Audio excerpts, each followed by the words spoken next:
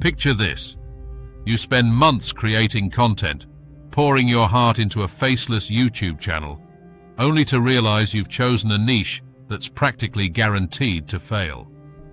Today, I'm revealing the 9 absolute worst niches for faceless channels that creators keep falling into, and more importantly, why they're setting themselves up for disaster. Before we dive in, let me be clear about something. Faceless channels can absolutely succeed, but only when you understand the unique challenges they face. Unlike channels where personality drives everything, faceless content lives or dies by different rules entirely.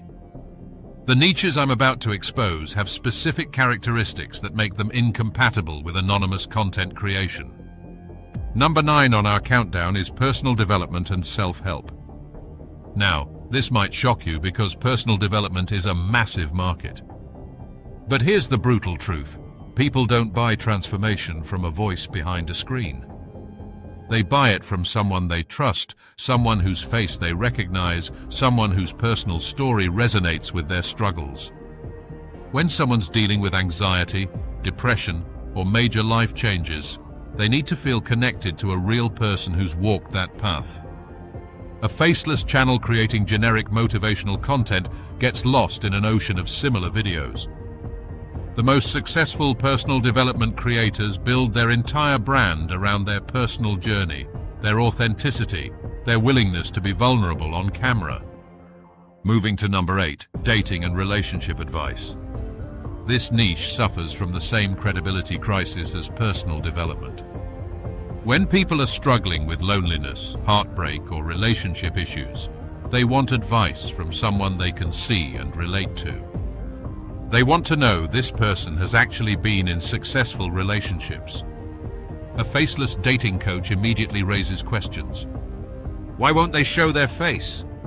Are they actually qualified to give this advice? Have they experienced what they're teaching? The anonymity that works for some niches becomes a massive liability here. Plus, dating advice often requires nuanced discussions about attraction, body language, and social dynamics that benefit enormously from visual demonstration. Number 7 brings us to fitness and workout content. While there are successful fitness channels that don't always show faces, the fundamental problem is demonstration. Fitness content relies heavily on showing proper form, technique, and results. A completely faceless fitness channel is fighting an uphill battle against channels where viewers can see the instructor's physique and watch them perform exercises. People want to see that their fitness instructor practices what they preach. They want to see muscle definition, proper posture, and fluid movement. Sure, you could show workouts from behind or focus on equipment, but you're immediately limiting your content's effectiveness and appeal compared to channels that showcase the human element. Number 6 is cooking and recipe content. Food channels thrive on personality, tradition, and the human connection to cooking. While you could theoretically create faceless cooking content, you'd be missing out on the storytelling aspect that makes food channels compelling. Viewers love hearing about family recipes, cultural backgrounds, and personal food journeys. The most successful cooking channels blend instruction with personality. They share stories while they cook, react to tastes, and create an intimate kitchen experience. A faceless cooking channel feels sterile and impersonal compared to channels where viewers feel like they're cooking alongside a friend or family member. Coming in at number 5, product reviews and unboxing content.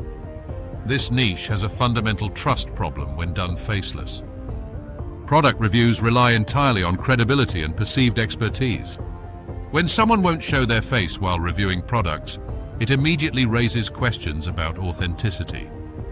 Are they actually testing these products? Do they have any real expertise? Are these genuine reviews or just affiliate marketing disguised as content? The most successful review channels build trust through consistent, honest opinions delivered by recognizable personalities.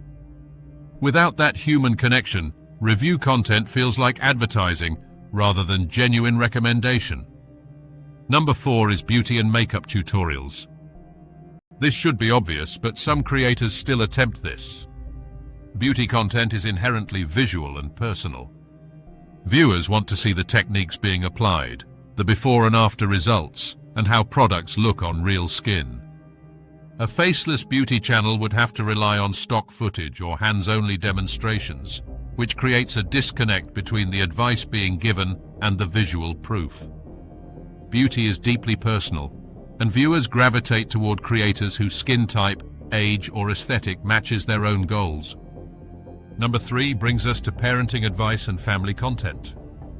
Parenting content succeeds because viewers connect with authentic experiences from real parents. They want to see someone who's actually raising children, dealing with tantrums, navigating sleepless nights, and finding solutions that work in real family situations. A faceless parenting channel loses all credibility because viewers can't verify that this person has any actual parenting experience. Parenting advice without proof of real parenting experience feels hollow and theoretical. The most successful parenting channels share genuine moments, struggles, and victories that resonate with other parents. Number 2 is travel vlogging and destination content. Travel content is fundamentally about sharing experiences, and experiences are inherently personal. Viewers watch travel content to live vicariously through the creator's adventures. They want to see reactions to new foods, interactions with locals, and genuine responses to breathtaking views. A faceless travel channel would essentially become a documentary rather than a personal journey.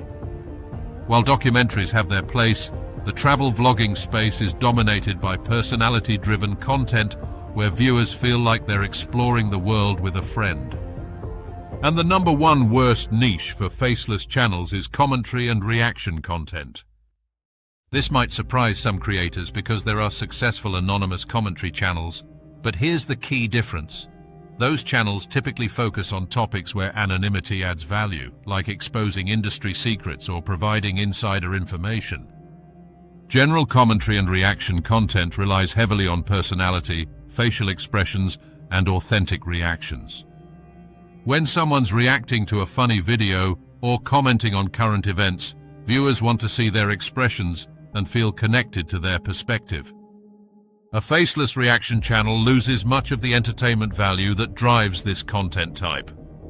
Now, you might be wondering what makes a good niche for faceless channels. The best faceless niches typically involve topics where anonymity doesn't hurt credibility, where visual demonstration isn't crucial, and where the focus is on information rather than personality. Think educational content about academic subjects, technical tutorials, news analysis, mystery and true crime content, certain types of gaming content, or niche hobby instructions where expertise matters more than personality. The key is choosing niches where your voice, knowledge, and content quality can carry the channel without viewers needing to connect with you personally. Avoid niches where trust, credibility, or personal connection are the primary drivers of success. Remember, successful faceless channels work by providing value that doesn't depend on personal branding. Choose wisely, focus on delivering exceptional content in the right niche, and your faceless channel can absolutely thrive. The creators who fail are often those who picked the wrong battlefield from the start.